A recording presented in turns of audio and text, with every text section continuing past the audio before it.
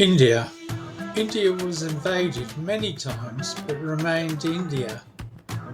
The population assimilated and interbred with invaders. Population was their real defence. They bred out the invaders. India embraced different people and religions. For example, Jassi wrote that it is believed that the earliest Jews in India were sailors from King Solomon's time.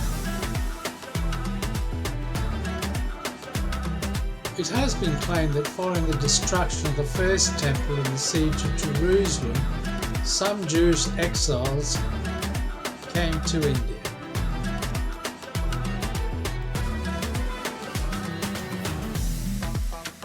Only after the destruction of the Second Temple in 70 CE are records found that attested numerous Jewish settlers arriving in Krangora, an ancient Cochin port.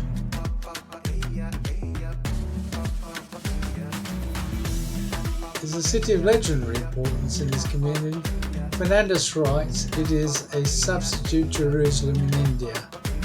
Katz and Goldberg note the symbolic intertwining of the two cities. Ophir Gamil notes, however, that the first physical evidence of presence of Jews in South India dates only to the granting of the column copper plates. The copper plates are a trade deed dated to the year 849, bestowed upon an Estonian merchant magnate Iso and St. Thomas Christian community by the King of Venad.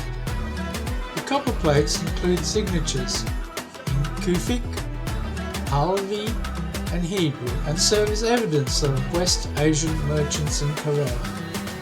Thomas Didymus Judas has many churches in India. He died in China but was buried in India. This disciple of Jesus wrote his version of the story and a copy is in India. Mary also wrote her remembrances of what Jesus said. When Israel was formed after the Second World War, many Jews returned to their homelands. While in India, my family were committed to doing a great job. Michael Fernandez was born 1850s as a Portuguese in Ceylon. He married Anne, daughter of a Dutch diplomat trader father and perhaps a Sinhalese mother.